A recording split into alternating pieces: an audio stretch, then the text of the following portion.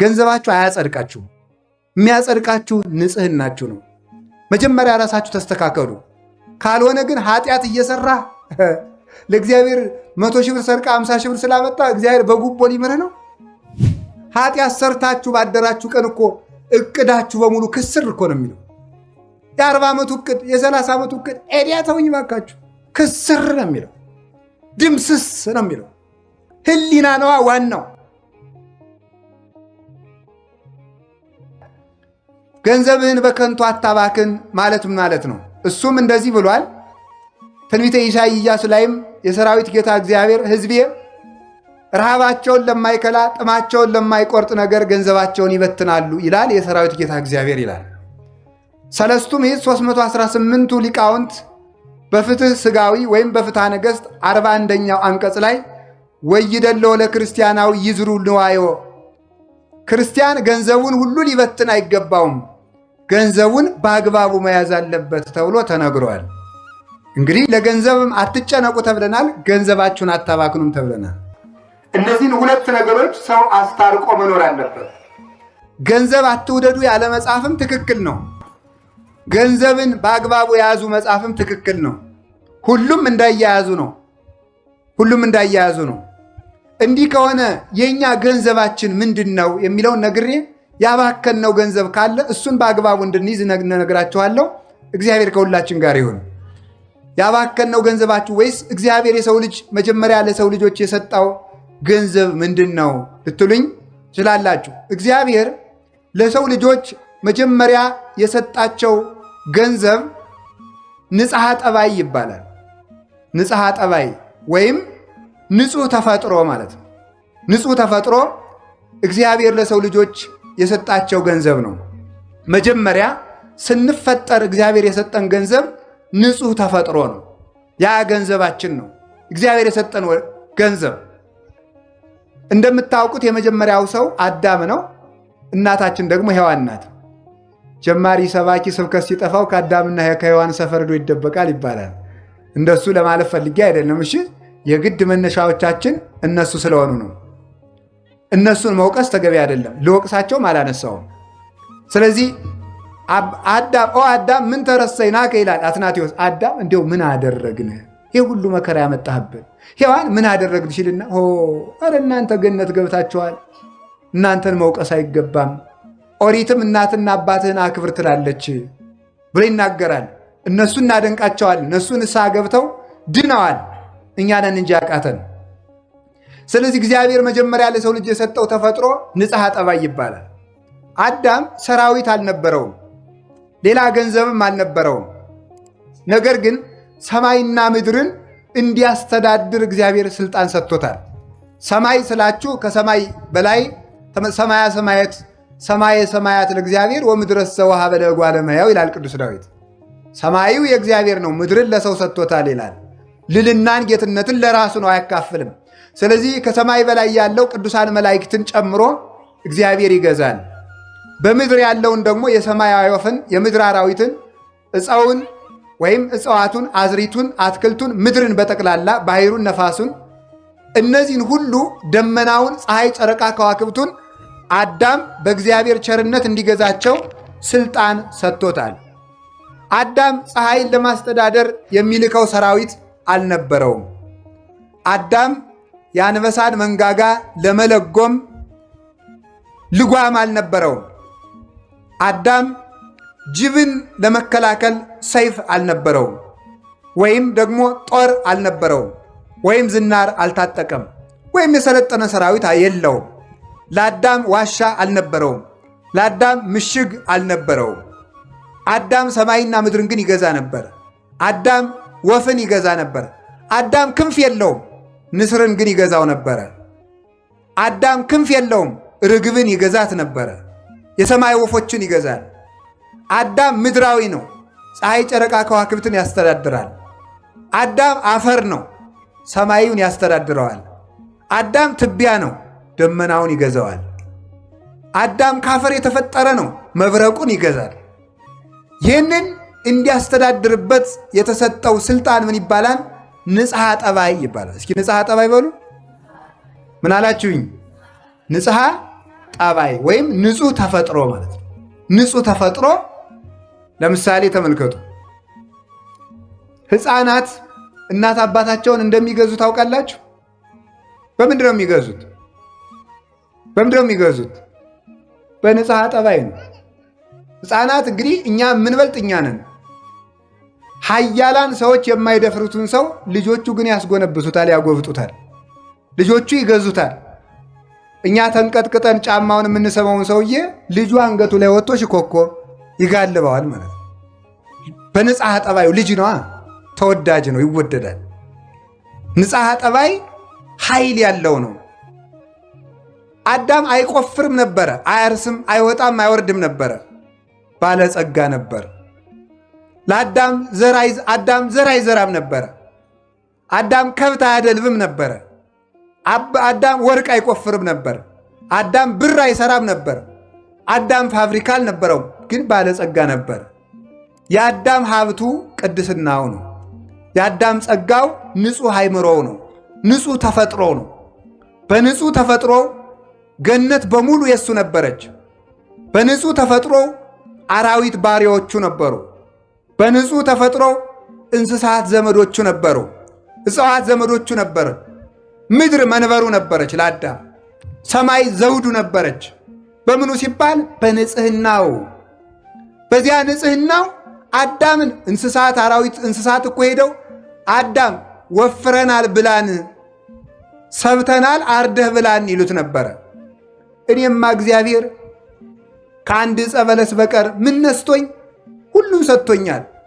ሂዱ እናንተንስ እግዚአብሔር ይባርካችሁ፣ ርቡ ስቡ ብሎ መርቆ ይሰዳቸዋል። አዳም በገነት ሳለ ቀፎ አይሰቅልም ነበረ። ከዕፀ ሕይወት ስር ግን ማር ይፈልቅለት ነበር። አዳም ከብት አያረባም ነበር። ከዕፀ ሕይወት ስር ወተት ይፈልቅለት ነበረ። አዳም ኑግ አይጨምቅም፣ ዘይት ይፈልቅለታል። አዳም የወይን ተክል አይተክልም።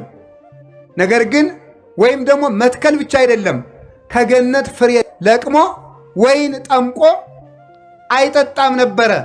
ግን ከአንድ ዛፍ ስር ወይን ይፈልቅለት ነበረ። በንጽሐ ጠባዩ ማለት ነው። በንጽሐ ጠባዩ ቅዱሳን ሊቃውንት ይህንን አበጥረው ተርጉመውታል። ዕፀ ሕይወት የሚባል በገነት መካከል የተፈጠረ ንጉሠ እጽዋት የሆነ የእጽዋት አለቃ የሆነ ታላቅ ዕፅ አለ። ከዚያ ማር ወተት ይፈልቅለታል፣ ዘይት ይፈልቅለታል፣ ወይን ይፈልቅለታል። ይህንን ቅዱሳን ሊቃውንት ሲተረጉሙት ዕፀ ሕይወት የተባለ መስቀል ነው ብሎ ይተረጉማል። ዕፀ ሕይወት የተባለ መስቀል ነው። ከዚያ የፈለቀው ማር ኢየሱስ ክርስቶስ ነው፣ መራራውን ዓለም ያጣፈጠው። ከዚያ የፈለቀው ወተት ኢየሱስ ክርስቶስ ነው። አብ ሐሊብ፣ ወልድ ሐሊብ፣ ወመንፈስ ቅዱስ ሐሊብ፣ አሐዱ ውእቱ ሐሊብ ዛልወቱ ትውስት እንዲል፣ አብ ሐሊብ ነው፣ ወልድ ሐሊብ ነው፣ መንፈስ ቅዱስ ሐሊብ ነው እንዲል ቅዱስ ጴጥሮስ ምን መቀላቀል የሌለበት አንድ ሐሊብ ነው ማለት በአንድነቱ ምንታዊ በሦስትነቱ ርባይ የሌለበት። ቅዱስ ጴጥሮስም ሁለተኛ ጴጥሮስ ምዕራፍ 2 ቁጥር 3 ላይ ሲናገር አፍቅሩ ሐሊበ ነባቤ ዛልወቱ ትውስት፣ ቅልቅል የሌለበትን ንጹሕ ወተት ውደዱ ይላል። ንጹሕ ወተት፣ ንጹሕ ሕግ፣ አንድም ሥላሴን ውደዱ። አንድነታቸው በሦስትነታቸው የማይቀለቀል፣ አንድነታቸው በሦስትነት የማይከፈል፣ ሦስትነታቸው በአንድነታቸው የማይጠቀለል ሥላሴን ውደዱ። ወተት የተባለ ክርስቶስ ነው፣ የሚያሳድገን እርሱ ስለሆነ። ወይን የተባለ እሱ ነው። ሰሎሞን እንዲህ ይላል በምሳሌው ላዘነ ሰው ወይን ስጡት አለ። እውነት ያዘነን ሰው ወይን ብናጠጣው ሐዘኑ ይርቅለታልን? አይርቅለትም። አዎ፣ ለምሳሌ ገንዘቡ በባንክ ይወረሳል የተባለ ሰው የባንክ ዕዳው ሲያናውዘው ወይን ብናጠጣው ትክክለኛ ደስታ ይሆናል? አዎ፣ ለጊዜው በእንቅልፍ ይረሳዋል። ሲነቃ ግን ዕዳ አለብህ ይለዋል። አይምሮ ሊለቀው አይችልም። ግን ላዘነ ሰው ወይን ስጡት የተባለ አጋንንት በሐዘን ለጎዱት ሰው ወይነ ትፍሲት የክርስቶስ እንደማቀብሉት ማለት ነው። ሌላ አንዳንድ ጊዜ ይላል የእኛ ሰፈር ተማሪው ማለት ነው ይላል ምን ትዑቱ ለዘይሰቲ ወይነ ምን ትዑቱ ሕይወቱ ሲራኪ እስመ ትፍሲተ ልቦቱ ይላል። ጠላ አልጠጣ ደግሞ የሰው ልጅ ምን ሕይወት አለው ይላል። ትርጉሙ ሌላ ነው። ጌታ ይዋ እንዲሁ እኮ እናንተ ሲራክ እኮ ነው እንዲህ ያለ። ሲራክ ምን አለ? ወይን የማይጠጣ ሰው ደግሞ ሕይወት አለው እንዴ? ምን ሕይወት አለው? ወይን የማይጠጣ ሰው ደግሞ ምን ሕይወት አለው? ወይን የልብ ደስታ ነውና ማለት የክርስቶስን ደም የማይጠጣ ሰው ደግሞ ምን ሕይወት አለው? ክርስቶስ ፍስሐ ኩሉ ዓለም ነውና ማለት ነው። ወይን ይፈልቅለት ነበር ማለት የክርስቶስ ደም ከመስቀል ተገኘለት ማለት ነው። ከመስቀሉ ላይ ተገኘለት። ለአዳም ዘይት ከዕፀ ሕይወት ይፈልቅለታል። ዘይት የተባለ ክርስቶስ ነው። ዘይት ቅብ ነው፣ ዝገትን ያረቃል። ዝገታ ኃጢአታችን ወልውሎ ሰንግሎ ከደሙ በፈሰሰ ደሙ ከጎኑ በፈሰሰ ደም ያነጻን። ከጎኑ በፈሰሰ ማየገቦ አጥምቆ አጽርቶ ልጆቹ ያደረገን እርሱ ስለሆነ እርሱ ምን ይባላል? ዘይት። እንዲህ ይላል መዝሙረ ዳዊት ቅዱስ ዳዊት መዝሙር 22 ላይ ወአጽሐድከ በቅብ ርእስየ፣ ራሴን በዘይት ቀባህ ይላል። ራሴን በዘይት ቀባ ሲል ተመልከቱ። ሰውነቴን በልጅነት አከበርካት። የተቀባ ሰው ውበቱ እንደሚመለስለት ሁሉ እንደሚያምርበት በሥላሴ ስም ተጠምቆ ልጅነት ያለው ሰው ውብ ነው፣ መልካም ነው። በዚህ ዓለም መልካም ሰው ማየት ከፈለጋችሁ እርሱ ክርስቲያን ነው። በዚህ ዓለም ያማረበት ሰው ማየት ከፈለጋችሁ ያ ማለት በክርስቶስ ስም ተጠምቆ ሥራ እየሠራ ያለ ሰው ነው። መልከኞች የሚባሉት ክርስቲያኖች ናቸው። የመልከኛው የውቡ የክርስቶስ ልጆች ናቸውና እርሱ እንዲህ ተብሎ እንደተነገረለት በመጽሐፍ ይሴኒ ላህዩ እሙሉ ደጓለ እምሕያው፣ የእርሱ ውበቱ መልኩ የክርስቶስ እኮ ነው። መዝሙር 44 ላይ የክርስቶስ መልኩ ከሰው ሁሉ መልክ ይበልጣል። ላህዩ ውበቱ ምን ማለት መሰላችሁ? ላህየ ታምራቱ ላህየ ትምህርቱ ብለው ተርጉሞታል አባቶቻችን። የታምራቱ ውበት የትምህርቱ ውበት እንደኔ ትምህርት ደረቅ ትምህርት አይደለም። ልብን የሚያለዝብ ያዘኑትን የሚያረጋጋ የተሰበሩትን የሚጠግን የጠፉትን የሚፈልግ ለደከሙት ኃይልን የሚያስጠጥቃቸው ድውያንን የሚፈውስ ሙታንን የሚቀሰቅስ ነው የክርስቶስ ትምህርት። ስለዚህ ምን ይባላል? ላህየ ትምህርቱ ያማረ ነው። አንከሩ ምህሮቶ ሳይሳፉ ወነገረ ቃሉ ወጣዕመ ነገሩ። ሶስት ነገር ነበረው ክርስቶስ ሲያስተምር። ሳይሳፍ የአንደበት ቅልጥፍና፣ ሞገሰ ቃል የቃሉ መፈራት መከበር ግርማ፣ ጣዕመ ነገር የአንደበቱ መጣፈጥ። እየፈጠነ ሰው የሚገርማችሁ ቸኩሎ ሲናገር ግርድፍድፍ ያደርጋል። ቸኩሎ ሲናገር ሲዘገይ ደግሞ ይለዝበታል ነገሩ። ሳይሳፍ ቀልጠፍ ቀልጠፍ ቀልጠፍ ብሎ መናገር አለበት። ሰለስቱ ምዕት ሃይማኖተ አበው ምዕራፍ 22 ላይ እንዲላሉ ለቄሱ ሲናገሩ ቄስ ማለት ይላል ወኩን በሊሃ ልሳን፣ አንደበትህ የተሳለ ይሁን ለብላቢ አትሁን ማለት ነው። አስረግጠህ የምትናገር አስረግጠህ የምታነብ አንደበትህ የተሳለ ይሁን፣ ቀልጣፋ ሁን። ካህን እያለ አያወጋም። የተሳለ ልሳን ይኖርህ። የተሳለ ልሳን ኑሮ ስትናገር ደግሞ ወበልቡና ይላሉ እዚያው ሰለስቱ ምዕት ከማስተዋል ጋር ቸኩለ ስትናገር ምስጢር እንዳትስት፣ ሰው እንዳታሰናክር። ከፍጥነት ጋር ምን ይኖርህ አለ ደግሞ መደመጥ፣ ጣዕመ ነገር። በነገር ልባብነት ግን አይመጣም። ይሄ በተጥባበ ነገር አይመጣም፣ በቅድስና ነው ክርስቶስ። ስለዚህ ፈጥኖ እየተናገረ ኧረ ቸኮልክብን አያሰኝም፣ ይፈራል። ደግሞ እኛ ሁላችሁ አስፈርተን ስንናገር ይደርቅብናል። ምን ይገርምናል? ምን ይጎልናል? ጣዕመ ነገር። አለዝበን ስንናገር ደግሞ እናጫውታለን ስንል ደግሞ ይበላሽብናል። እንደው ሰው እየተበላሽ እንደው ዝባዝንክ ሆን ይባላል ደግሞ ማለት ነው። ሞገሰ ቃል ደግሞ ይጎለናል፣ ክብር ይጎለዋል፣ ወርደን እንገኛለን ማለት ነው። ክርስቶስ ግን ሶስቱን ያካትት ነበረ። ላህየ ትምህርት አለው፣ ላህየ ታምራት አለው። አዝኖ ይፈውሳል፣ አዝኖ ያስነሳል፣ አዝኖ ያመሳል ማለት ይመግባል፣ አዝኖ ያስተምራል። የቻለውን ሁሉ አይናገርም፣ ያወቀውን ሁሉ አያስተምርም። አዝኖ ነበር የሚያስተምረው። ለማይነገረው አይነገርም። ሐዋርያት አንድ ቀን ሰብስቦ እንዲህ አላቸው። አንድ ትልቅ ምስጢር ሊነግራቸው ፈልጎ በዚያ ሰዓት ግን ያንን መሸከም የሚችል ጆሮ እንደሌላቸው አየና ወብየ ብዙ ነገር ዘነግረክሙ ብዙም ነግራችሁ ነገር ነበረኝ ወባይቱ ኢትክሉ ይእዜ ጸዊሮቶ ነገር ግን ዛሬ ልትሸከሙት አትችሉም ማለት ጊዜ እያየ ነበር የሚያስተምር ያወቀው ሁሉ አይሰረግፍም ነበረ። አዛኝ መምህር ነው። ይህን ይዘው ሊቃውንቱ ደግ መምህር፣ ደግ ሐኪም፣ ደግ እረኛ ይሉታል። ደግ አባት ይሉታል። ደግ እረኛ በጎዳለበት ይሄዳል። ክርስቶስም እኛ ወዳለንበት መጣ። ደግ ሐኪም ከቤት ሄዶ ያክማል። ክርስቶስም በቤታችን መጥቶ አዳነን። ደግ መምህር ካሉበት ሄዶ ያስተምራል። ክርስቶስም ወዳለንበት መጥቶ አስተማረን። ደግ ንጉሥ የግዛቱን መጎዳት ወርዶ ያያል ከዙፋኑ። ክርስቶስም ደግ ንጉሥ ነውና ከመንበሩ ከሰማይ መንበሩ መጥቶ እኛን ጉዳታችን አይቶ መልሶ በመንበሩ ላይ አነገሰን ማለት ነው። ስለዚህ ጌታችን ኢየሱስ ክርስቶስ የውበት ምንጭ ስለሆነ ላይ ይባላል።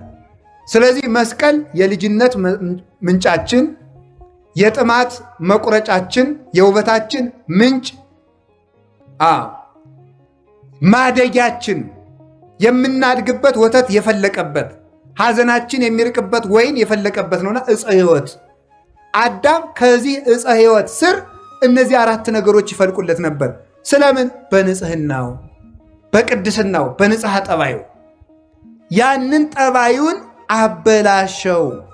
ገንዘብህን በከንቱ አትበትን ማለቱን ማለት መስላችሁ ንጽህናን በከንቱ አትጣል ማለት ነው። እስኪ በሉ ሁላችሁም ንጽህናን በሉ። በምን አትጣል? በከንቱ አትጣል። ንጽህና ብቻዋን ነበረች አዳምን አንግሰው የምትኖር። ንጽህናን ምን አጎደላ ስትሉ ስግብግብነት፣ አልጠግብ ባይነት ንጽህናን አጎደለ። ከዚያስ ድሮ እኮ ሰውና አንበሳ ጠበኛ አልነበሩም። አንበሳ ሂዶ የአዳምን እግር ይሊስ ነበር። ሰውና ጅብ ጠበኛ አልነበሩም። ሰውና ነምር ጠበኛ አልነበሩ። ሰውና እባብ፣ ሰውና ዘንዶ ጠበኛ አልነበሩ። ሰውና አይጥ፣ ድመት፣ ጉርጥ ጠበኛ አልነበሩ። ሰላማውያን ነበሩ። በማን አማካኝነት? በንጽህና አማካኝነት። የአዳም ንጽህና ሲጎል ግን ምን ሆነ? ጅብም አዳምን እበላለሁ ማለት፣ እባብም እነድፋለሁ ማለት፣ ዘንዶም እውጣለሁ ማለት፣ ነምርም በጥፍሬ እዋጋለሁ ማለት። ንጽህና ሲጎድል ወዳጆቻችን ሁሉ ጠላት ይሆናሉ፣ ከአጠገባችን ይሸሻሉ። የኃጢአት ችግሩ አንደኛ እግዚአብሔርን፣ ሁለተኛ ወዳጅን፣ ሶስተኛ ራስን ያሳጣል ይላል ሊቅ። አንደኛ ማንን ያሳጣል? እግዚአብሔርን። ሁለተኛ ማንን ያሳጣል? ራስን። ሶስተኛ ማንን ያሳጣል? ወዳጅን ያሳጣል። አዳም ንጽህና ሲጎለው የእግዚአብሔር ክብር ከሱ ላይ ጎደለ። ሲጎለው ራቁቱን ተገፈፈ፣ በገዛ እጁ ተሰደደ። ኃጢአት ያሰድዳል፣ እርኩሰት ያሰድዳል፣ ንጽህና ያነግሳል። ከዚያ አስተመልከቱ፣ አዳም ማንን አጣ? ንጽህናውን ሲያጣ ራሱን አጣ። ራሱን አጣ ማለት ነው። አዳም ሆይ የሞት ሞት ሙት ተብሎ ተፈረደበት። በሞት ራሱን ያጣ ንጽህናውን ሲያጣ ነው። ንጽህና ራስን ያሳጣል። ሶስተኛ ማንን ያሳጣል? ወዳጅን ሁሉ ያሳጣል። የገዛ ሚስቱ ወዳጁና ጠላት ሆነችበት፣ ጠላት። እንኳንስ ከብቶች፣ እንኳንስ ላሞች፣ እንኳንስ አንበሶች፣ እንኳንስ ነምሮች ይቅርና መሬት ራሷ ለአዳም ጠላቱና ተነሳችበት። በዚህ ትደነቃላችሁን? የገዛ ሰውነቱ ለአዳም ጠላት ሆነበት። ምን አበቀለበት? እሾህ። ኦሪት ዘፍጥረት ምዕራፍ 3 ቁጥር 17 ላይ እግዚአብሔር ምን አለው? ተብቀልቱ ብላ በአፈ ገጽከ ለታብቁል ምድር ሶከ ወአሜከላ በእንቲአከ ምድር በአንተ ምክንያት እሾህ ታብቅል አለው። እሾህ ታብቅል። እጽዋት ከአዳም ስህተት አስቀድሞ እሾህ አልነበረባቸውም። አጋፍ፣ ኩርንችት፣ ግራር የሚባል እሾህ የለም። የአዳም እርግማን ከእጽዋት ላይ እሾህን አበቀለ። በሰሙ በወድቁ የአዳም ሰውነት በሽታ በቀለ፣ ደዌ አበቀለ። ከዚያ በኋላስ ደግሞ ክፉ ሕሊናን አበቀለበት። ፍቶታት፣ እኩያት፣ ኃጣው፣ እርኩሳት ሰለጠኑበት። ስለዚህ ኃጢአት ይላሉ ሊቃውንት 4 አይነት ሞት ያመጣል ይላሉ። የመንፈስ ሞት፣ የሥጋ ሞት፣ የህሊና ሞትና የዘላለም ሞት 4 ሞቶችን ይወልዳል። ማን? ኃጢአት። ንጽህና ደግሞ ከነዚህ ነው።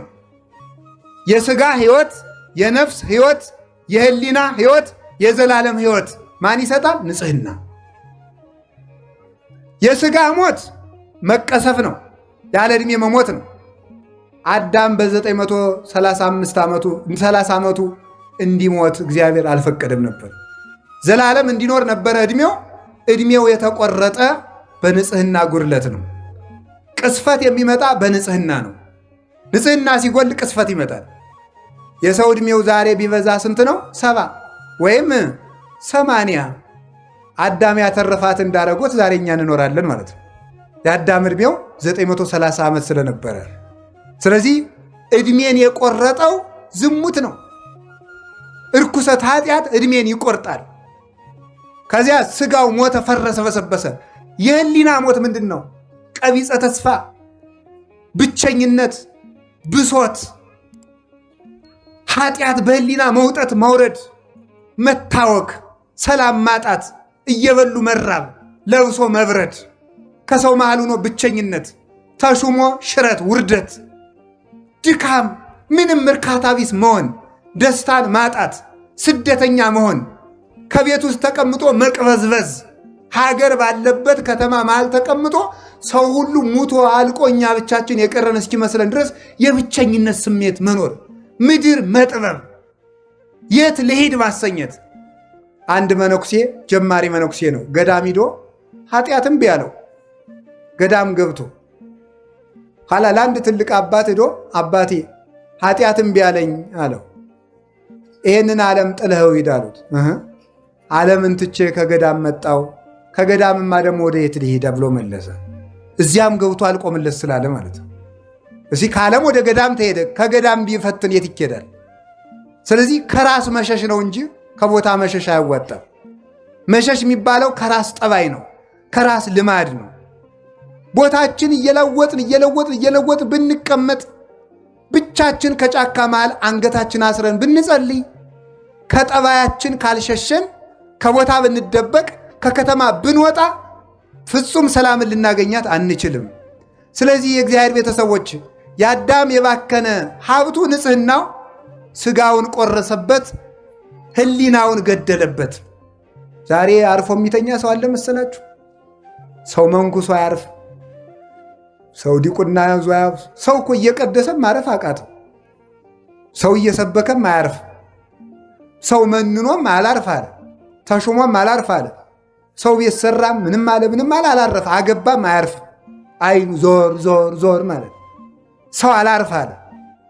የሚያሳርፍ ንጽህና እንጂ ህሊና ሲነጻ ዓለም ሁሉ የእናንተ ነው። ቅዱስ ህሊና ካላችሁ ዓለም ሁሉ የእናንተ ነው። ብዙ ነገር ሞልቷችሁ የተልከሰከለ ህሊና ከሚኖራችሁ ምንም የሌላችሁ ንጹህ ህሊና ያድርጋችሁ መድኃኒዓለም።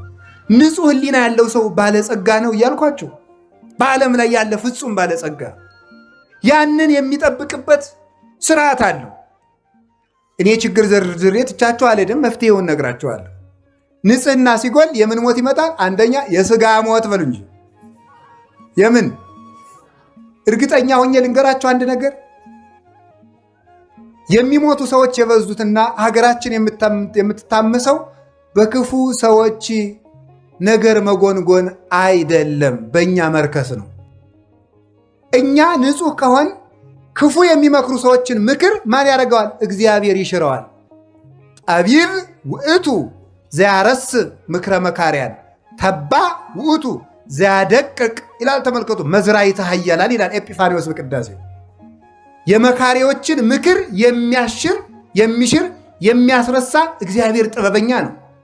ምክርን የሚሽር ኃይልን የሚያደቅ ነው። የጎደለን ምንድን ነው ካልኳችሁ፣ ንጽህና። እግዚአብሔር የትም ቦታ ንጽህና አጥቶሃል ነው የምላችሁ። ንጹህ ከሆን እግዚአብሔር የሰው ችግር የለበትም። እግዚአብሔር በሰራዊት አይዋጋም። እግዚአብሔር ዝምታውም ውጊያ ነው። ግን ቅድስና ይሞላል። ህሊናችን ሙቷል። አሁን እኮ እንዲሁ ዝም ብሎ ተስፋ ቁርጥ ያደርግ እኮ ነው ዝም ብሎ ማለት ነው። መንግሥተ ሰማያትን ማን አይቶት ብለህ ነው ይላል።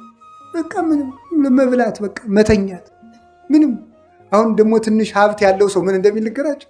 ትንሽ ሀብት ያጠራቀመ ሰው እሳ አባቱ እንደው ትንሽ እንደ መኪናም እንደ ፎቅም እንደው የሞካከረ ሰው የድንጋይ ጥርቅም እኮ ነው። ይሄ እኮ እዛ ሰብስቦ ፈልጌ ሲሉት አባ ጊዜ የለኝም፣ በጣም ብዙ ድርጅት ነው ማኔጅ የማደርገውና የሚያዙኝ ነገር ካለ ብቻ ይደውሉልኝ፣ ስንት ብር ነው የሚፈልጉት ይላል። ብሩን ወርወር አድርጎ ስራውን እየሰራ ሊሞት ማለት ነው። እኔ ብዙ ሰው እታወሳለሁ፣ እታዘባለሁ። ማምላክ ብዙ ሰው እዚህ መጥተው አይማሩ፣ ትንሽ ሀብት ነካ ካረጋቸው አይማሩ። ብቻ የሚያዙኝን ይንገሩኝ፣ እሱም ብቻ ይንገሩ፣ ዝም ብለው ችግር የለም። ቆይ ሰባኪው ምንድነው የፈለገው? ምንድነው ዝም ብለው ቤተክርስቲያን ስሩ ነው? አካውንታችሁ ንገሩ። ምንድነው የምትፈልጉት? እሱም ብቻ ለምን አትነግሩኝም ይላል። ቃለ እግዚአብሔር ጌታ ይዋ እኛ ያንተን ቆርቆሮ አይደለም የፈለግነው፣ እኛ የፈለግነው ህሊናህን ነው። እግዚአብሔር የሞተለት አካል ነው ያለ። እኛ የምንፈልገው እናንተን ነው፣ የእናንተን ሻማ። አሁን ጠዋት 21 ሺህ ብር ሰጣችሁ እኔ ያለውን ሰጣችሁታል። እኔ ገንዘቡን አይደለም የናቁት። ስትፈልጉ 21 ቢሊየን ስጡ፣ ምንም ትርጉም የለውም። ገንዘባችሁ አያጸድቃችሁ። የሚያጸድቃችሁ ንጽህናችሁ ነው። መጀመሪያ ራሳችሁ ተስተካከሉ። ካልሆነ ግን ኃጢአት እየሰራ ለእግዚአብሔር 100 ሺህ ብር ሰርቃ 50 ሺህ ብር ስላመጣ እግዚአብሔር በጉቦ ሊምርህ ነው። እንደዚህ ያለ ነገር የለም። እግዚአብሔር የሚያየው መጀመሪያ ንጽህና ነው። የእግዚአብሔር የዓይኑ ማረፊያ ንጽህና ነው። እግዚአብሔር የሚያየው ወደሱ ነው። የህሊና ሞት በአዳም ላይ መጣበት። ከዚያስ ምን መጣበት? የነፍስ ሞት። ነፍሱ ጨለመችበት። ሞታ ለነፍስ ሪቅም እግዚአብሔር። የነፍስ ሞቷ ከእግዚአብሔር መራቋ ነው። መጨረሻ ላይ ዘላለም ሞት ነገሰበት በአዳም። ንጹህ ስትሆኑሳ አካላችሁ በሙሉ ከኃጢአት ንጹህ ሲሆንሳ ምን ታገኛላችሁ? ስጋችሁ ያለ ጊዜው አይሞትም። ህሊናችሁ ልዑል ነው። ህሊናችሁ ትልቅ ትልቅ ነገር ያስባል። እዩትማ በሞቴ ኃጢአት ሰርታችሁ ባደራችሁ ቀን እኮ እቅዳችሁ በሙሉ ክስር እኮ ነው የሚለው። የ40 ዓመቱ እቅድ፣ የ30 ዓመቱ እቅድ ኤዲያ ተውኝ ባካችሁ፣ ክስር ነው የሚለው፣ ድምስስ ነው የሚለው። ህሊና ነዋ ዋናው። ሰው እኮ ይህን አደርጋለሁ ከዛሬ በኋላ የሚቀጥሉ ሳምንት አስቀድሳለሁ፣ እጸልያለሁ፣ ከዛሬ በኋላ እጾማለሁ ይልና ሰኞ በዝሙት ተሰናክሎ ካደረ ያ ሁሉ ይከስራል። አጣጥፎ ይተኛል። ለምን? ዲያብሎስ ደግሞ እንዲህ ብለህ ብትጸልይ አታፍርም ይለዋል። እዚያ በኋላ ይሄዳል። አጋንንት ስርዓት አላቸው። መጀመሪያ ጸሎት የማቋረጥ ሰይጣን አለ። ጸሎት የማቋረጥ ሰይጣን ለዝሙት ሰይጣን ያስረክባል። የዝሙት ሰይጣን ለተስፋ መቁረጥ ሰይጣን ያስረክባል። እንዲህ እያለ ነው ሰው የሚጠፋው ማለት ነው። መጀመሪያ ጸሎቱን ያስቋርጠዋል።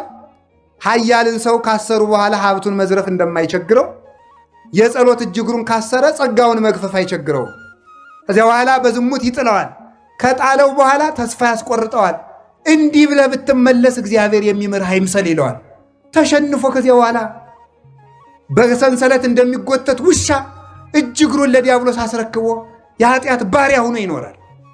ከዚያ ቀና የምንለው ተስፋችንን በመቀጠል ነው። ወገኖቼ ከኃጢአት ሞት እግዚአብሔር ይሰውረን። ምን አላችሁኝ? አሜን በሉ እንጂ። ምን አላችሁኝ? ንጽህና ምንድን ነው አልኳችሁ? ገንዘብ። እስኪ በሉ እንጂ። ገንዘብ ነው። ገንዘባችን ከማባከን ይሰውረን። ትልቅ ገንዘብ ነው። ወላዲተ አምላክ እግዚአብሔርን የቻለችበት ገንዘቧ ንጽህናዋ ነው። እግዚአብሔርን የቻለችበት ገንዘቧ ንጽህናዋ።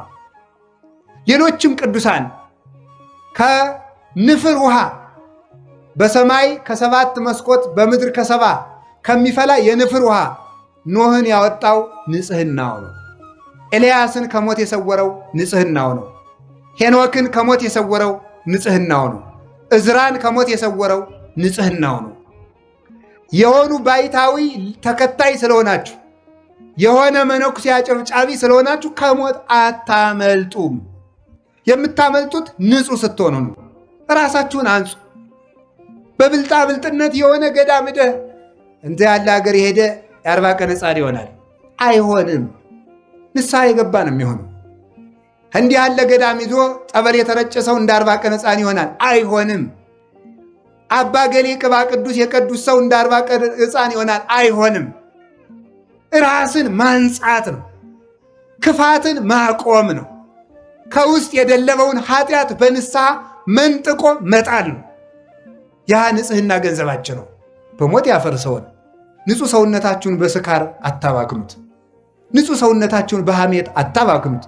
በጥንቆላ አታባክኑት። በማይረባ ነገር ለነፍሳችሁም ለሥጋችሁም በማይጠቅም ነገር ንጽሕናችሁን አታባክኑ። ንጽሕናችንን ከማባከን ይሰውረን። ሀብት የሚሰበሰበው በንጽሕና ነው። የቅድስና መጀመሪያ፣ የሀብት መጀመሪያ፣ የእውቀት መጀመሪያ ንጽሕና ነው። እውቀት የሚገለጠው ለንጹሐን ነው። ፈውስ የሚሰጠው ለንጹሐን ነው። ጸጋ የሚበዛው ለንጹሐን ነው። ገንዘብ የሆነ እንደሆነ የሚበተነው ኃጢአት ነው የሚበትነው። ስለዚህ አዳምን የሁሉ ነገር አመጣበት። ለእኛም እንዲህ ያለ መከራ ከመምጣት ይሰውረን፣ እንዲህ ያለ ይሰውረን። ለሰው ልጅ እግዚአብሔር የሰጠው ሌላው ሀብቱ ሰውነቱ ነው። እስኪ ሰውነቱ በሉ። ምን አላችሁኝ? ሰውነት ሀብት መሆኑን አይታችሁ ታውቃላችሁ? አንዳንዱ ሰው እኮ ከበርኩ የሚል እኮ ማለት ነው ጥቂት እንደው ጠርቀምቀም ሚስል ባንኩ ላይ ያለውን አካውንት እኮ አይቶ ነው። እጅ እግር እንዴት ያለ ሀብት መሰላችሁ? አባክነ ነው እንጂ እንዴት ያለ ጸጋ መሰላችሁ? ዓይን እንዴት ያለ ሀብት ነው! እንዴት ያለ ሀብት! ዳንኤል ባቢሎን ተቀምጦ እግዚአብሔርን ያየበት እኮ ዓይን እኮ ነው። ዮሐንስ ወልደ ነጎድጓድ ታስሮ እግዚአብሔርን ያየበት እኮ ዓይን እኮ ነው። ኢሳይያስ በአይሁድ መካከል ሆኖ ሱራፌልን የተመለከተበት እኮ ዓይን እኮ ነው። ስምዖን አረጋዊ ክርስቶስን ያየበት እኮ ዓይን ነው። ይህንን ዓይን ምን ላይ አፍጥታችሁበት እንደምትውሉ እግዚአብሔር ይቁጠረው። ገንዘባችሁን በከንቱ አታባክኑ በሉ እንጂ እግዚአብሔርን ለማየት የተፈጠረውን ዓይን ረባካችሁ በፌስቡክ አታጥፉት። በማይረባ ነገር ገንዘባችሁን በከንቱ ነው ያለ። ደግሞ ልንገራችሁ፣ ሰው በመረጃ ሊቅ አይሆንም ነው የምላችሁ። ሰይጣን ምን ያደርጋል መስላችሁ? ኢንተርኔት፣ ፌስቡክ፣ ዩቲዩብ ውስጥ ያስገባና እስቲ መረጃ ለአንዳንድ ነገር ጥሩ ነው ስትጎረጉር አንተ ዩቲዩብ ስትጎረጉር ዩቲዩብ ህሊናህን ሲጎረጉር ዋሻህን ትቀራለህ። ባዶ ቀፎህን ማለት ደብዝዞ ሰው እኮ ማሰብ እኮ አቅቶታል። ሰው አሁን እብድ እኮ ነው። ተነግሮ እንኳን ማስተዋል አይችልም። ቢመክሩበትም አይሰማ፣ ቢመክሩትም አይሰማ። ሁሉም አይገባውም። ደንዝዞ አለ። እባካችሁን ዓይናችሁን አታባክኑት፣ ጆሮአችሁን አታባክኑት። በሞት የማይረባ ነገር አትስሙበት፣ ረዘፈን አትስሙበት። ይሄ ጆሮ ቅዱሳን መላእክትን የሰሙበት ቃል ነው። ይሄ ጆሮ ሳሙኤል እግዚአብሔርን በሌሊት የሰማበት ጆሮ ነው። ይሄ ጆሮ ድንግል ማርያም ቅዱስ ገብርኤልን የሰማችበት ጆሮ ነው። ይሄ ጆሮ ቅዱሳን አባቶቻችን እግዚአብሔር ሲጠራቸው የሰሙበት ጆሮ ነው። ጆሮቻችሁን ለዘፈን ለጨዋታ ለምን ትከፍቷቸዋላችሁ? ጆሮ ክቡር ነው። ጆሮቻችሁን ለእግዚአብሔር ብቻ ከፈቷቸው፣ የእግዚአብሔር ጆሮዎችም ለእናንተ ይከፈታሉ። የእኛ ጆሮ ለእግዚአብሔር ከተዘጋ የእግዚአብሔር ጆሮ ለእኛ ዝግ ነው። ስለማይሰማ ሳይሆን የሚሰማ ነገር ስለሌለን ማለት ነው። ያጸምም ከመዘይ ይሰም ይጎነዲ ከመዘይሁ ይላሉ ሰለስቱ ምዕት በቅዳሴ። እንደማይሰማ ዝም ይላል፣ እንደማይሰጥ ይዘገያል። ዝም የሚለው ስለምንድን ነው? የማይሰማ ነገር ሲኖር ዝም ይላል እግዚአብሔር። የሚሰሙትን ይሰማቸዋል፣ የማይሰሙትን አይሰማም። ስለዚህ ጆሮአችሁን አታባክኑ። ዘፈን ይፈቀዳል አይፈቀድም? አሁን እዚህ ክርክር ውስጥ እንውጣ። ይፈቀዳል አይፈቀድም ሳይሆን ጉዳዩ ጆሮአችንን ያበክናል ነው።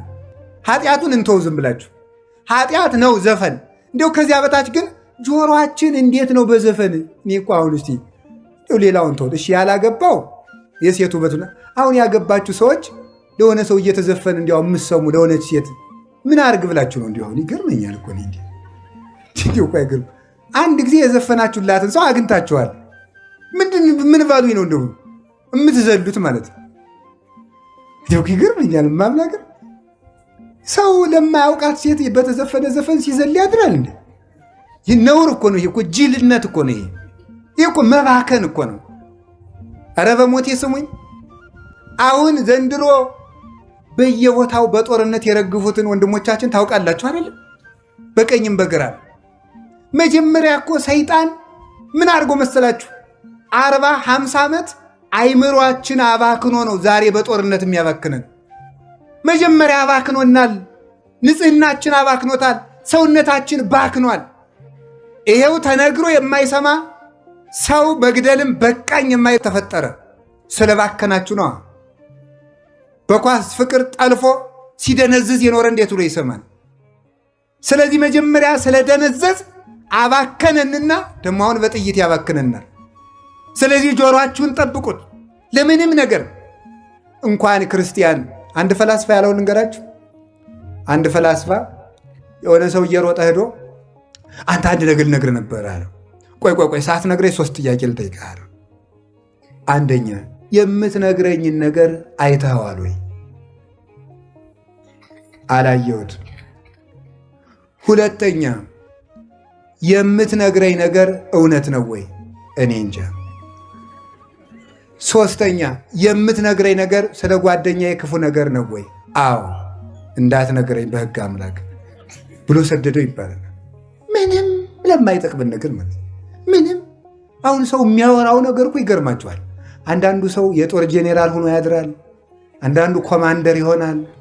በቃ ኮማንድ ሴንተር ሆኖ ጦርነቱን ሲመራ ውሎ የእነንትና ችግር እኮ ነው እነንትና እኮ ነው ይህን ሁሉ ችግር ያመጡት ይላል። እንዲሁ እኮ ግርም እኮ ነው። እንዲሁ አረፋ አትቀመጥም? ስራን አሰራም ወይ? የእውነቴን እኮ ነው የምነግራችሁ። ዝም ብለን የራሳችን ስራ ማንሰራ ማስተካከል እንዲሁ በዚህ ዓለም ላይ ጅል ማለት በማያገቡት የሚገባ ነው ማለትም ማለት ነው። ስለ ሀገራችን ጉዳይ አንቆርቆር እያልኳችሁ እንዳይመስላችሁ። እንደ ጭልፊት አጥንት ይዛችሁ እንዳትሮጡ፣ ሞጭላፊ አትሁኑ። እኔ ያልኩት ምን ማለቴ ነው? አንድ ሰው ምን ማድረግ ይችላል? በሀገርም ሆነ በጎረቤት ወይም በራሱ ችግር ሲፈጠር እነገሌ ለምን እንዲህ አደረጉ ሳይሆን የሚለው ምን ማለት ነው? አሁን እኔ ምን ማድረግ እችላለሁ ነው። እስኪ በሉ ሁላችሁም በሉ እንጂ ሁላችሁም። አሁን እኔ እሺ ምን ማድረግ እችላለሁ? ምንም ነገር ሲፈጠር ሁልጊዜ የራሳችሁን ድርሻ ነው መስራት። የሰዎችን ጉዳይ በመብጠልጠል አሁን ብድግብነ ፓትርያርኩ ምን እያደረጉ ነው በዚህ ሰዓት? እንዴት ሊቀ ጳጳሱ ዝም ይላሉ? እንዴት አንተ ዝም አለ? መፈጠር ያለበት ራሳችን ምን እያደረግን ነው? ሀገረ ስብከት ምንድን ነው ያደረገው? የሆኑ ማህበራት ምንድን ነው የሚሰሩት? እዚያ ተጎልተው ሚል ሰው አለ። አንተ ምን እያደረግክ ነው? ሰው መስራት ያለበት የራሱን ነው። የራሳችን ስራ እንድንሰራ አምላከ ቅዱሳን ይርዳን። ስለዚህ ያባከነው ጆሮ አለ፣ ያባከነው እጅ አለ። በዚህ እጅ አባቶቻችን የሐዋርያው የቅዱስ ቶማስ እጅ ከተቆረጠች በኋላ ምን አድርጋ ነበረ? እሱ ሞቶ ከተቀበረ ሰማዕትነት ከተቀበለ በኋላ በዓመት እየተገለጠች ታቆርብ ነበረ። ከሞተ በኋላ ማለት ነው። የቅዱሳን እጅ ሙቶም ይሰራል፣ የእኛ እጅ ደግሞ ሙቶም ይበጠብጣል። ብዙ ሰዎች እኮ ሙተው በቁማቸው የገመዱት ገመድ ነው ዛሬም እየጠለፈ የሚጥል። ሙተውም እጃቸው ረጅም የሆኑ ሰዎች አሉ። ቅዱሳን ደግሞ ሙተውም እጃቸው ሕይወት ይሰጣል። ቅዱስ ሉቃስ ወንጌልን እየጻፈ ሲያስቸግር ንጉሱ የዚህን ሰው እጅ ካልቆረጥኩ አላርፍም ብሎ ቆረጠው። እመቤታችን የብርሃን እጅ ቀጠለችለት። የእኛ እጅ በምን እንደሚቆረጥ ተመልከቱት። ቅዱስ ዮሐንስ ዘደማስቆ ስዕል እየሳለ የቅዱሳንን ስዕል እየሳለ ቢያስቸግር ንጉሱ እጁን ቆረጠው።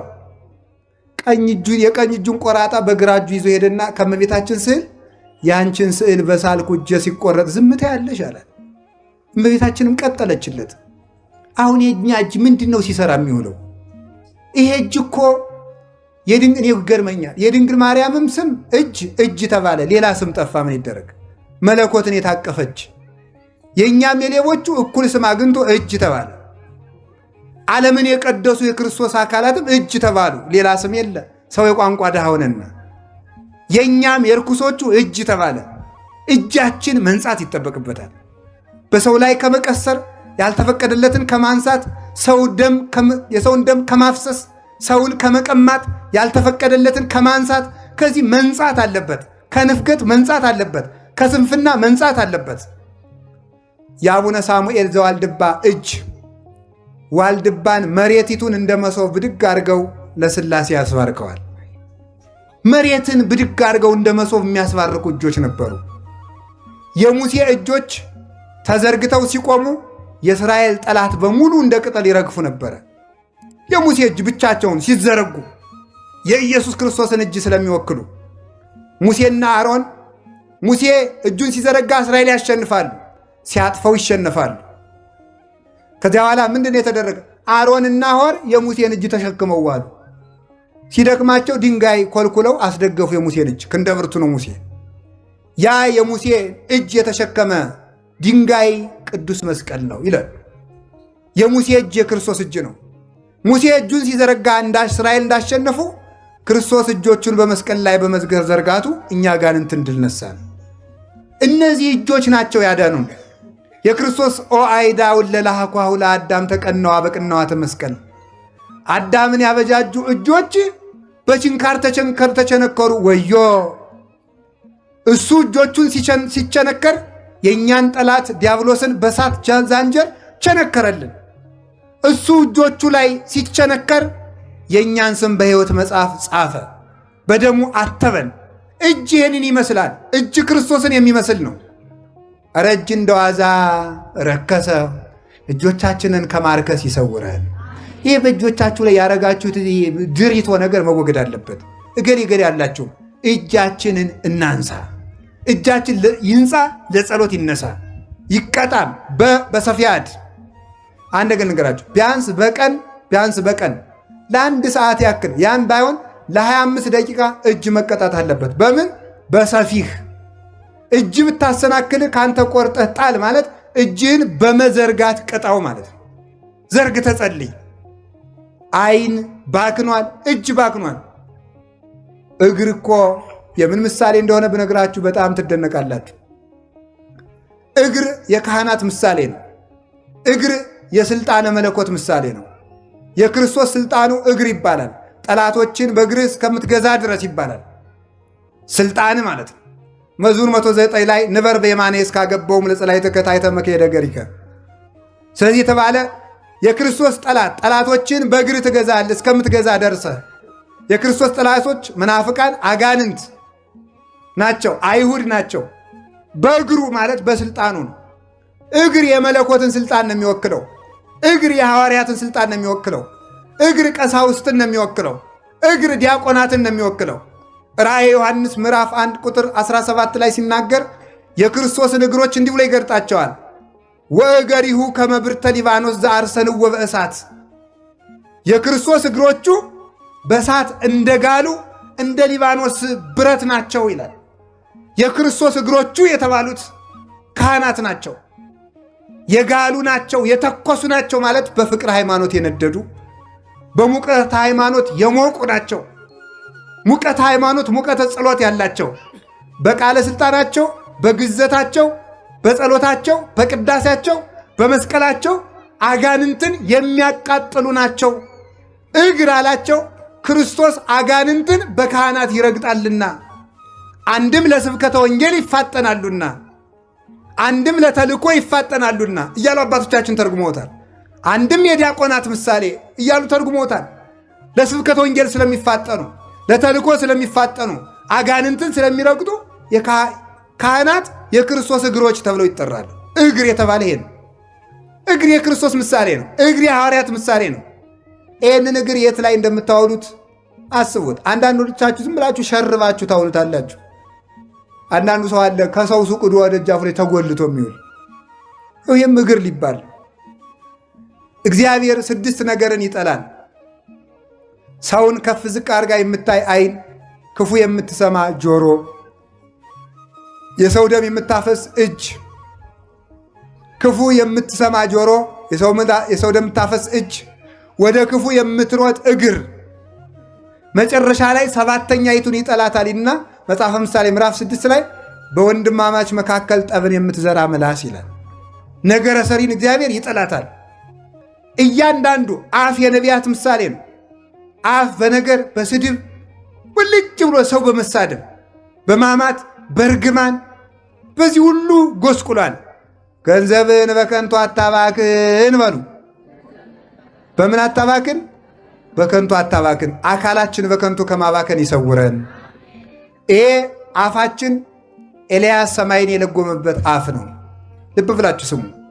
ይሄ አፍ ሙሴ መሬትን የከፈተበት አፍ ነው። አሮን ይሄ እጃችን ሙሴ ባሕር የከፈለበት እጅ ነው። ይሄ እጅ ገብረ መንፈስ ቅዱስ መና ከደመና ያወረዱበት እጅ ነው። ይሄ እጅ አቡነ ተክለ ሃይማኖት ከሱራፌል ጋር ያጠኑበት እጅ ነው። ይሄ እጃችሁ ክቡር ነው።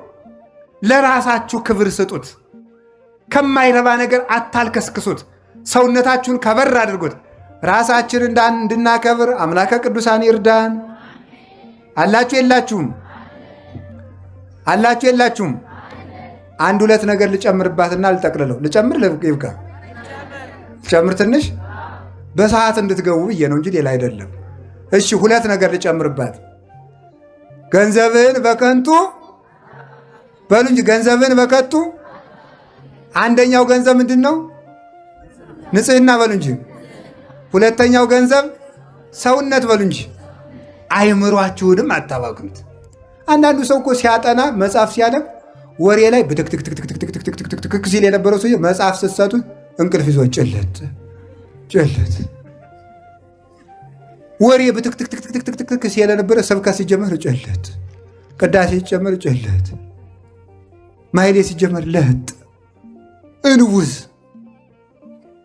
ምን ይባላል? ያው በቁም መሞት። ለምን? አይምሮን አባክኖት ወሬ ሰክስከ እዚህ ውስጥ ቃለ እግዚአብሔር ቤት ይገባል። እዩ ደልዘ ሰርዘ አሁን ስርዝ ወረቀት ያጽፋል እንዴ? የብዙ ሰው ጭንቅላት እኮ የተሰረዘ ወረቀት ሆኗል። በነገር ተሰርዞ ተደልዞ ወሬ ሲሰርዝ ሲያባዛ ሲቀምር የአቡሻህር ሊቅ ይመስል የነገር ቀመር ነው ሲቀምር የሚውለው። አይምሮው ሞልቷል እያልኳቸው ነው። ይሄ ነገር መንጻት አለበት። ነገረኝነታችን መተው አለበት። ዝባዝንኬ ነገር አታጠራቁ። ቅድም ብያቸዋለሁ። ሰው በመረጃ ሊቅ አይሆንም። እስኪ በሉ። ሰው ሊቅ የሚሆነው በምንድን ነው? በትምህርት ነው። መረጃ በመሰብሰብ አይደለም። አጠራቅመ ጥራዝ ነጠቅ ወሬኛ ልትሆን ትችላለህ እንጂ ሊቅ አትሆንም። ሊቅ የሚቆነው በስሎ በመማር ነው። ስለዚህ አይምሯችሁን አታባክኑት። አጥንታችሁ እንድትይዙ፣ ማሰላሰል እንድትችሉ፣ አስተዋዮች እንድትሆኑ፣ ደርባባዎች እንድትሆኑ፣ የማትታወቁ እንድትሆኑ፣ ቀስ ብላችሁ አስባችሁ የምትናገሩ ተናግራችሁ የምታስቡ እንድትሆኑ አይምሯችሁ ክፍት እንዲሆንላችሁ ነገር አትሰብስቡ፣ ወሬ አታጠራቅሙ፣ ድልዝ አታርጉት ጭንቅላታችሁን። እግዚአብሔር ብሩህ አይምሮ ይስጠን። እንዲህ ላልመሰላችሁ ማይቶቱ ለሥጋ ከአይን ከውእቱ የሰውነት ብርሃን አይንህ ነው። እስቲ በሉ በሞቴ ምንህ ነው? ምንህ ነው? አይንህ። አይን ይላል። ተመልከቱ። ወሶበ ብርሃን ዘላዕሌከ በላይ ላይ ያለው አይን ይላል ጨለማ ከሆነ ወሶበ አይንከ ሐማሚ ይላል። ይቅርታ አይን ጨለማ ከሆነ መላው አካልህም ጨለማ ይሆናል። አንድም ይሉን አባቶቻችን ማይቶቱ ለሥጋ ከአይን ከውቱ የሰውነት ብርሃን ምንድን ነው? አይምሮ ጠባይህ ነው። እስቲ አይምሮ ጠባይ በሉ። አይምሮ ጠባይ ማለት የተፈጥሮ እውቀት ማለት ነው። አይምሮ ከጎሰቆለ ግን ሰውነት ሁሉ ጨለማ ይሆናል ማለት። እጅህ ያላሰበውን ይጨብጣል። አንደበትህ ያላሰበውን ይናገራል። እግርህ ያላሰበው ቦታ ውሎ ይመጣል። ሆድህ ያላሰበውን በሙሉ ይበላል። ያላሰብከው ትወላለህ። ያላሰብከውን ታገባለህ። ሳታስብ ትፋታለህ። ሳታስብ ትመነኩሳለህ። ሳታስብ ቆብክን ትጥላለህ። ሳታስብ ትሾማለህ። ሳታስብ ትሻራለህ። ሳታስብ ትበጠብጣለህ። የሁሉ ችግር በምንድን ነው? አይምሮ። አይምሮአችን መባከን የለበትም። የቅዱስ ቄርሎስ አይምሮ እኮ በሞቴ ዛሬ የእኛን አይምሮ ተውት። በሞቴ አንድ አባትን አንድ ልጅ እንዲህ አላቸው። አላቸው አቤት እንዲው እየረሳው እምቢ አለኝ አላቸው። እየረሳው እምቢ አለኝ ሲላቸው ምን ቢሉት ጥሩ ይመስላችኋል? አይ ልጄ መፍትሄውንስ ብነግርህ ትረሳው ይላሉት። መፍትሄውንም ብነግርህ ምን ትለዋለህ? ትረሳዋለህ። ምን ያደርግልሃል ይላል። አሁን እኮ በሞት ልንገራችሁ የመርሳት ችግር አለብን በሉ እንጂ። በጣም ደግሞ የሚገርመው የመርሳቱን ችግር መፍትሄም የመርሳት ችግር አለብን ማለት ነው። ገብቷችኋል አይደለም? የመርሳቱን ችግር መፍትሄም እንረሳለን ማለት ነው። አሁን መፍትሄውንም እንረሳለን፣ እየረሳን ታመናል። የመርሳት ችግር አለብን። መፍትሄውንም ረስተናል። ስለዚህ ምን እናድርግ ካላችሁን፣ እንናዘዝ፣ ወሬ ማጠራቀም እናቁም፣ ሰውነታችን ይንጻ። የዚያን ጊዜ ክፍት አእምሮ ይኖረናል። እንደ ቅዱስ ቄርሎስ የማጥናት ጸጋ ነበረው። ምን ይላል ተመልከቱ። አንድ ቃል ሲናገር ተመልከቱ። ወሶበ ይሰሞ ለቀለም ያጸነው ባህዱ ጊዜ ወይ መስል ከመዘቀዳሚ ተምህረ። አንድን ቃል ከመምህሩ አንደበት ሲሰማ እንደተዳመጠው ብራና ላስ ያደርገዋል። አስቀድሞ የተማረው ይመስል ነበር ይላል። በልቡናችን ማደር ያቃተን በስጋዊም ዕውቀት ድሆች በመንፈሳዊም ዕውቀት ድሆች የሆነው አእምሮአችን ስለሞላ ነው። ንጹሕ አእምሮ እግዚአብሔር ያድለን። ሌላው ሀብት ሆድ ነው። እስቲ ሆድ በሉ ሆድ በሉ። ምን አላችሁ? ሆድ በጣም ሀብት ነው፣ ጸጋ ነው፣ ጥሩ ጸጋ። እመቤቴ ይኸው እኮ አባ እኮ እንዲሁ ነው የሚለፈልፍ ሆድ ስላለውን ባይበላ እንዴት ይቆማል? እዚህ ሆድ ሀብት ነው እኮ ማለት እንዲህ ማፋችለው እኮ በልቼ እኮ ነው ዝም የምለፈልፍ መስላችሁ? ሆድ ሀብት ነው። ማባከን ግን አይገባም። እስቲ ማባከን በሉ። ምን አደረጋችሁ? ማባከን እንዲሁም ይገርማችኋል። ክርስቲያን ያገኘው ሁሉ አይበላም። ያን ጥርግ አይደረግም። ተጠንቅቆ ነው የሚበላው በእውነቱ ማለት ነው። እንዲህ ጥርግ ስትበሉም ቅጥ ይኖራችሁ። እውነቴን ነው። አሁን ስትበሉ አበላል ላኩሱ ራሱ እኮ በመጽሐፍ ቅዱስ ተነግሯል። መጀመሪያ ከሰው አስቀድመ እጅህን አትስደድ። ሰው መጽሐፈ ሲራክ ምዕራፍ 34 ቆይተ ስደድ። ይኸውላችሁ ገበሬው እኮ ሊቅ ነው። የኢትዮጵያ ገበሬ በሉ ግቡ ይላል። ቶሎ አይሰድም እጁን። ይሄ ሊቅ እኮ ነው። እመቤቴ ቆይ እጅህን አትስደድ፣ ምግቡ ይበቃናል አይበቃንም ብለህ አታጋን ይላል። አትገምግመው። ለዚህ ሁላ ሰው ይበቃል እንዲህ አትበል።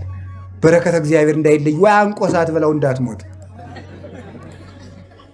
እጅህን ወጥ አትንከር። የመጽሐፍ ቅዱስ እመቤቴን እጅህን ወጥ አትንከር። ስትበላ ምላስህን አታጩህ። ድስት ተሰው ፊት አትጥረግ። መሶቡን ወደፊት አትጎትት። ወላዲተ አምላክን መጽሐፍ ቅዱስ ላይ ያለ ነገር ነው። እየቀለድኩ እንዳይመስላችሁ። እያንዳንዷ ነገር ነው። አብዝተህ አትብላ፣ ይሰጥማል። ሆድ መርከብ ነው ብሏል ዮሐንስ አፈወርቅ። ሆድ ምንድን ነው? ያለ መጠን ሲጭኑት ምን ያደርጋል? ይሰጥማል እያልኳቸው እሱ እኮ ነው። አሁን እኮ ሰጥመናል እኮ አለን። እንቅልፍ አስጥሞን ዝንን ማደር በቃ።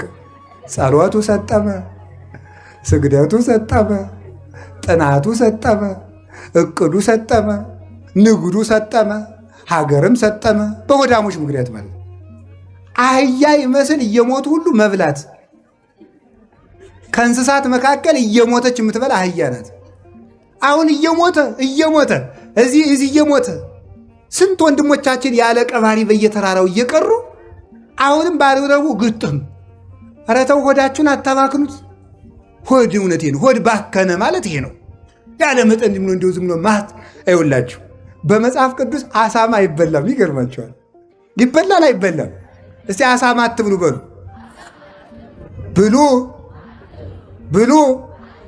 ብሉ ምን አትበሉ ያለ? አሳማ ለምንድን ነው? አሳማ ጎን የለውም። ዝም ብሎ ጠቅላላው ሰውነቱ ሆድ ነው። አሁን ሰው የሚያገባ በሆዱ፣ የሚያስብ በሆዱ፣ የሚመነኩስ በሆዱ፣ የሚቀድስ በሆዱ ይቀርታል።